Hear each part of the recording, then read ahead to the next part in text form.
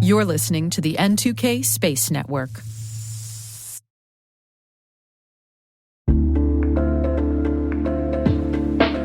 And now, a word from our sponsor, SpyCloud, the cybercrime analytics leader. SpyCloud disrupts cybercrime by telling you what criminals know about your business and your customers, so you can take action to prevent ransomware, session hijacking, account takeover, and online fraud. SpyCloud constantly recaptures and analyzes new data from the criminal underground, including credentials, session cookies, and PII siphoned from malware-infected devices. With knowledge of the specific exposed data criminals have in hand from InfoStealer malware on managed and unmanaged devices, security teams can respond with a more efficient and effective process called post-infection remediation that fits seamlessly into existing incident response frameworks. Get SpyCloud's post-infection remediation guide outlining the 7 steps for preventing a malware infection from becoming a full-blown ransomware incident. Visit spycloud.com/cyberwire. That's spycloud.com/cyberwire. And we thank SpyCloud for sponsoring our show.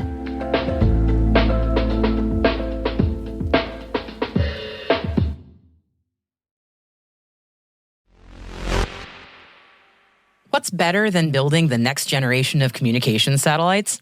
Building it with a couple of your close friends, of course. And a consortium of European companies has formed to do just that. And they'll be jointly bidding on Europe's next-generation multi-orbital constellation of communication satellites called the IRIS2. T-minus 20 seconds to LOS T-dress. Go for deploy. Roger roll. Today is May 3rd, 2023. I'm Maria Varmazis, and this is T-minus.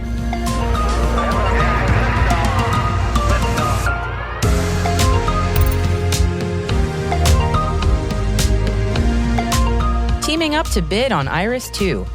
Link 16 to link up to space. Tuberville asks Space Command, are we there yet? And a conversation with T-minus producer Alice Carruth all about the Spaceport America Cup and why this event is something you should know about. It's very near and dear to her heart, so definitely don't miss it. Stay with us.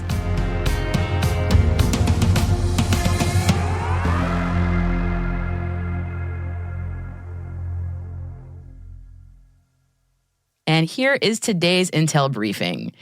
It's not just a good idea, it's good business. Airbus Defence and Space, Eutelsat, Hispasat, SES, and Thales Alenia Space are all bidding all together on the IRIS2 constellation, which is also known as the European Commission's Infrastructure for Resilience, Interconnectivity, and Security by Satellite. The IRIS2 is a communication satellite constellation which is meant to boost European government and business access to satellite-based internet broadband.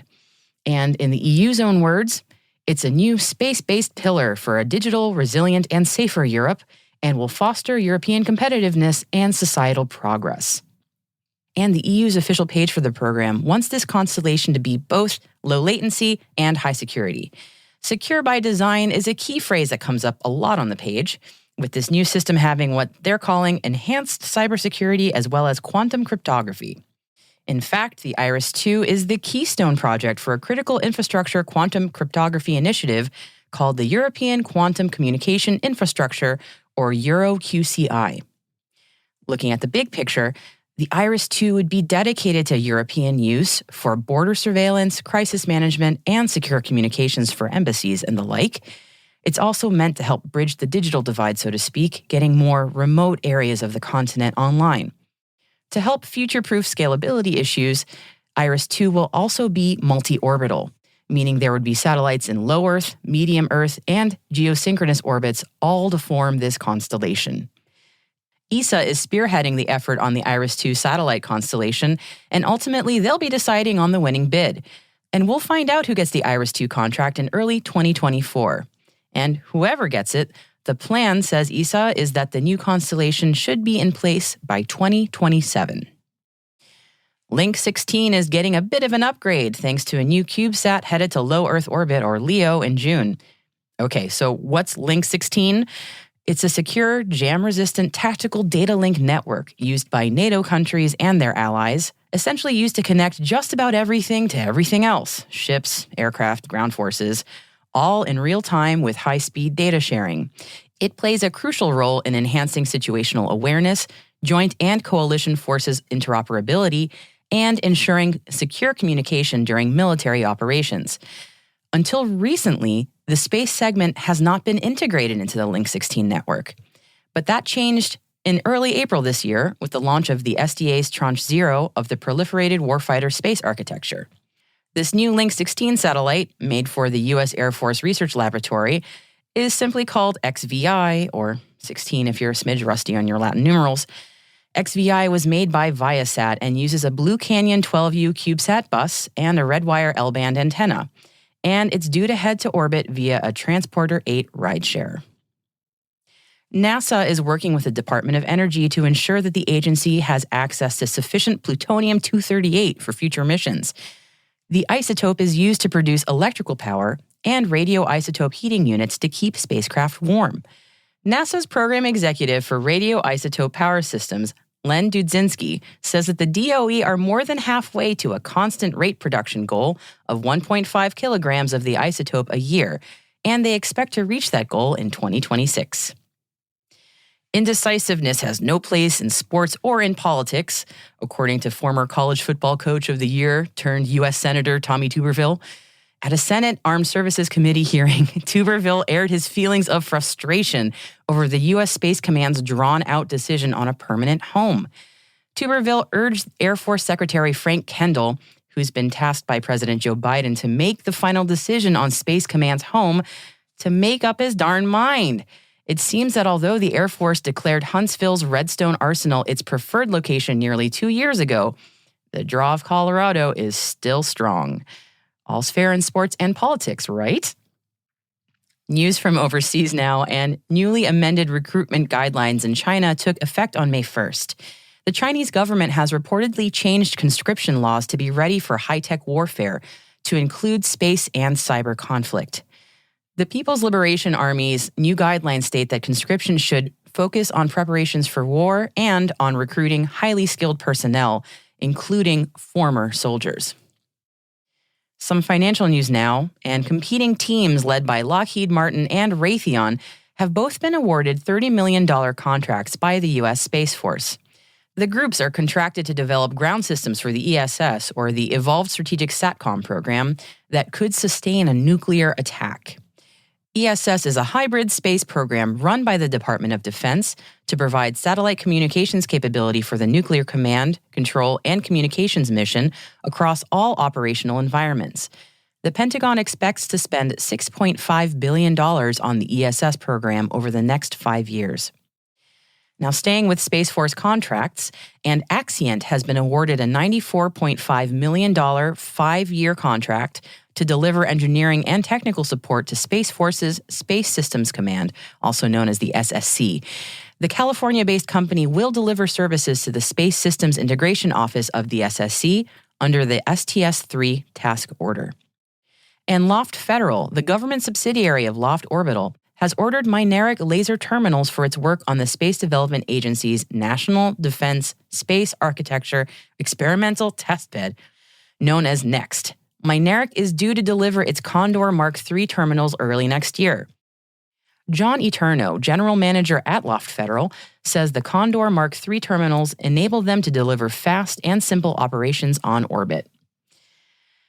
And now to a story that feels a little bit like it comes out of the Jodie Foster movie Contact. Researchers say that known sources of fast radio burst signals from space have doubled over the last few years. Data has allowed scientists to track 25 sources of repeated radio signals and are coming closer to finding out where they're coming from. They say the truth is out there, although that's more X-Files, but it's okay. You can read more about that story and others at our selected reading section of our website at space.n2k.com. And a bit of a random question for you. What were you doing when you were 19? In college? Traveling the world? Maybe hand building a CubeSat to inspire future generations? No? Well, that's what a 19-year-old from Australia has just succeeded in doing. Robinson Aerospace founder Edward Robinson released a flat-pack cube satellite kit known as our RASC Cube with an aim to inspire students. The immersive learning experience mimics the look and feel of a real CubeSat and comes with a suite of online teaching resources and plans. Who says teenagers don't provide positive contributions to society? And staying in Australia, Monash University recently opened the National Indigenous Space Academy with an aim to send First Nations STEM students from across Australia to intern at NASA's Jet Propulsion Lab in the US. And Monash University just so happens to be competing this year in the world's largest intercollegiate rocket engineering competition, the Spaceport America Cup. Stay with us for my conversation with T- space producer Alice Carruth with more details on that competition.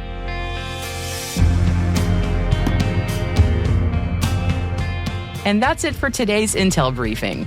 And hey, T- crew, if you find this podcast useful, do us a favor and share a 5-star rating and a short review in your favorite podcast app.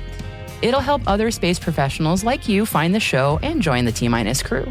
Thank you, and we really appreciate it. Coming up next, all about the Spaceport America Cup.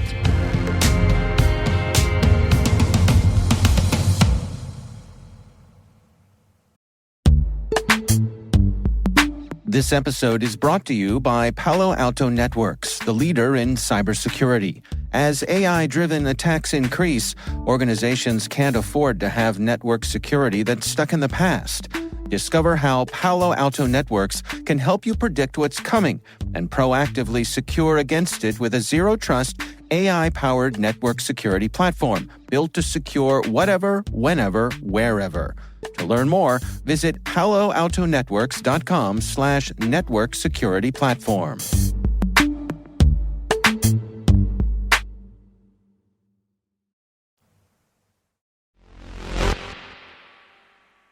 And with me now is T- show producer Alice Carruth talking to me about the Spaceport America Cup.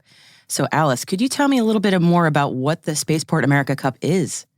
The Spaceport America Cup is the world's largest intercollegiate rocket engineering competition. It's the largest of all of the international meets for rocket engineering. So they have a whole week of competition in person in New Mexico every June, where these students come out with their rockets that they've built over the course of 12 months. They've had to submit white papers in advance that have gone through procedures with the judges. And then on the first day of the competition, they put those rockets on display in the Las Cruces Convention Center, and the judges get to take a really good in-depth look at them to see if their safety procedures and everything have been followed to a T. And then they get their launch card. And then over a course of 3.5 days, they get to go out to Spaceport America and launch their rockets. And this competition is really quite unique. It's not about how high or how fast you can get your rocket. It's about how accurate you are when it comes to your design, build, launch, and recovery. So if you say you're going to reach an altitude of 9,900 feet, it's how close you come within that spectrum. And then it's about how much data recovery they've got. Now, they add extra things in there like payload challenges. So often these rockets will carry payloads like drones to 10,000 and 30,000 feet. And again, it's about how well that payload goes and what they learn from that competition. So this year is being mainly sponsored by Blue Origin, but Sierra Space will be there, Virgin Galactic will be there, Raytheon, Honeywell, and a whole plethora of really great aerospace industry sponsors because they use this competition to recruit from. Imagine getting the best of engineers from across the US, Canada, literally around the world. I think our furthest afield competition students this year are coming from Malaysia, Thailand, Australia. They've got students coming in across Europe, Brazil. This really is a fully international competition. I think there's about 140 teams that will be coming and descending to New Mexico for that week in June. And T- Space is really excited to be able to sponsor it this year.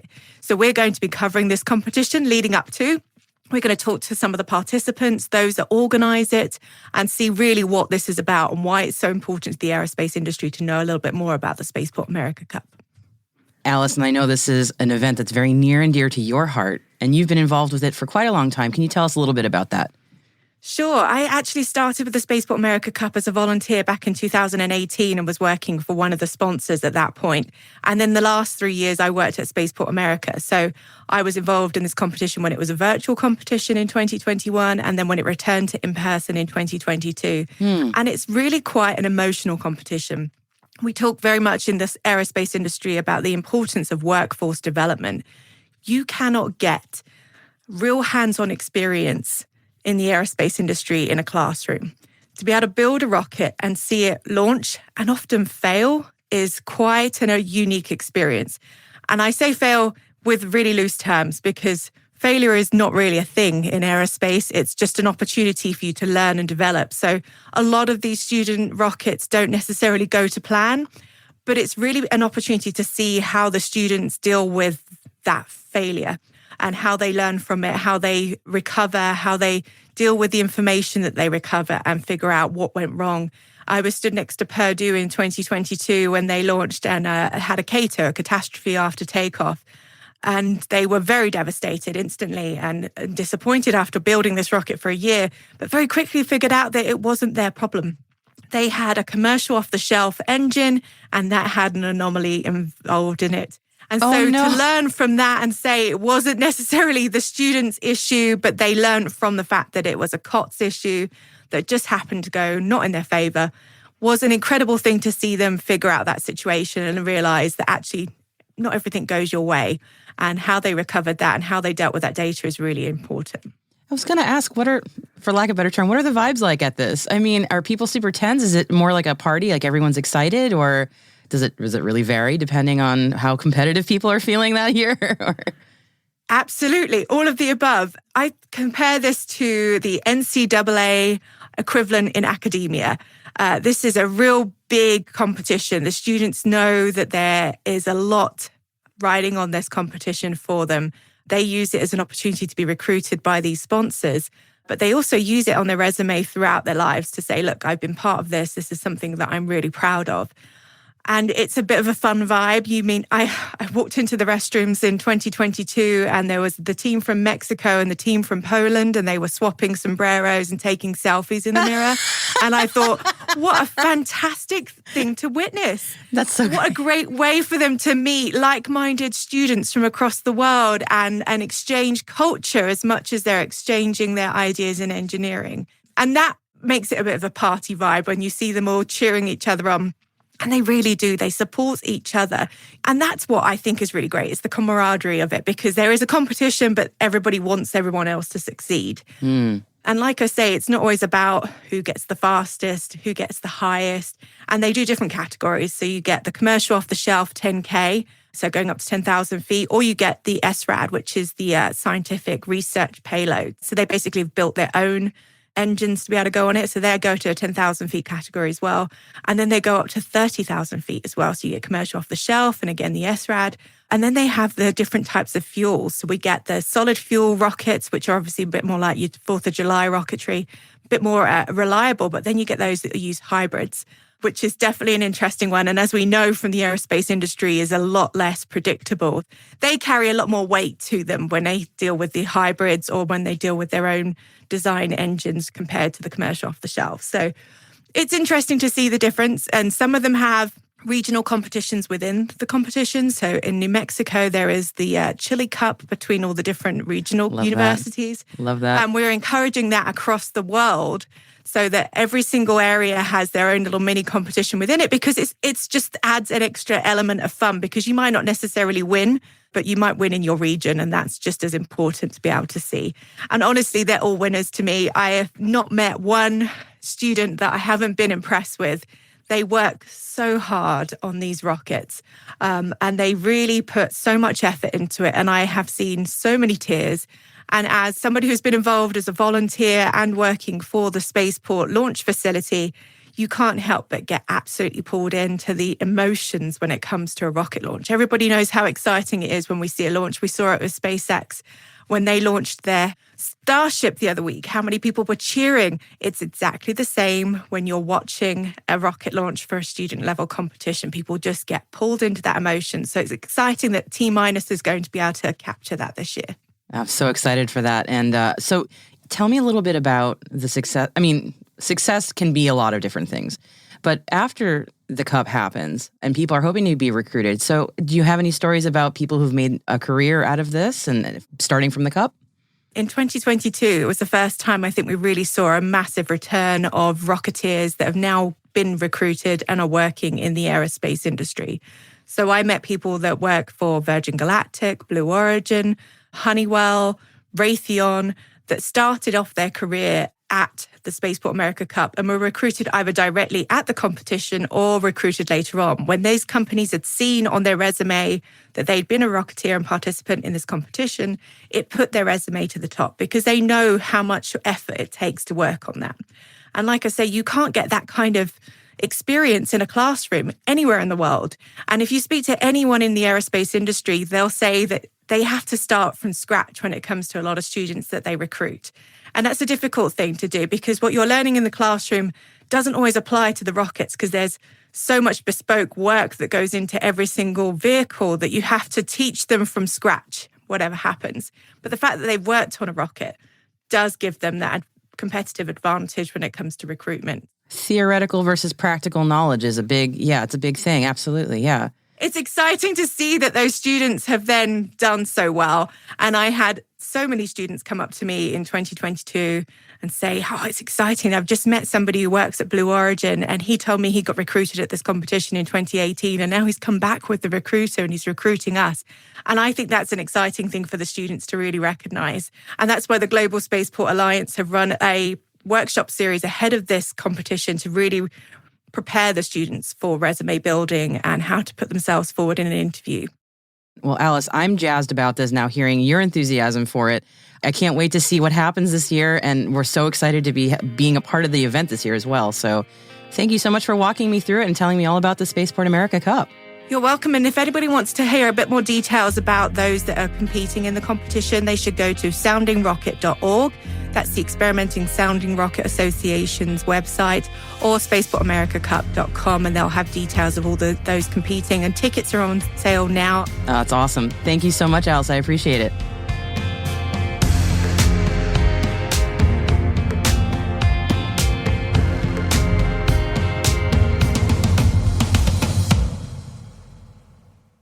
And we'll be right back.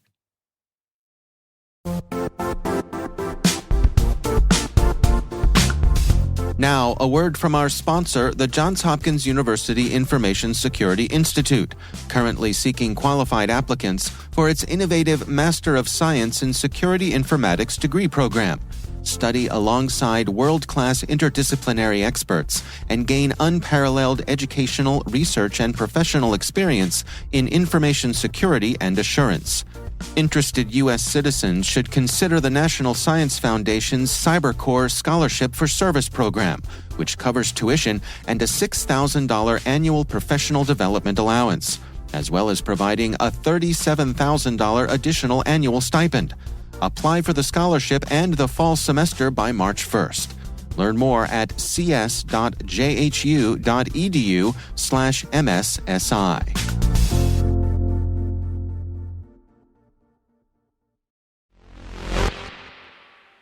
Welcome back.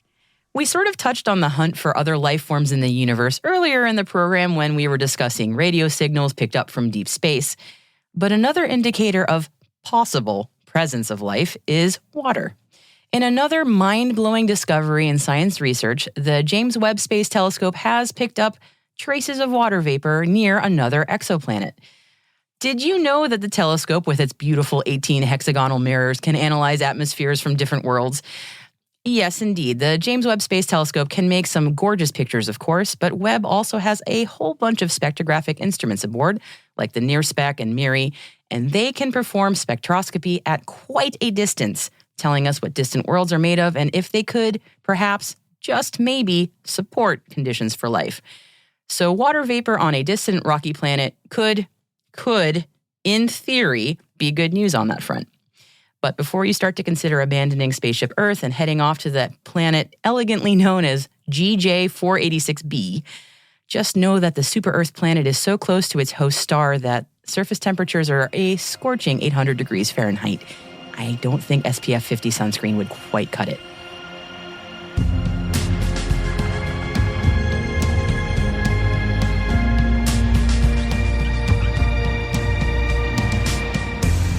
And that's it for T-Minus for May 3rd, 2023. For additional resources from today's report, check out our show notes at space.n2k.com.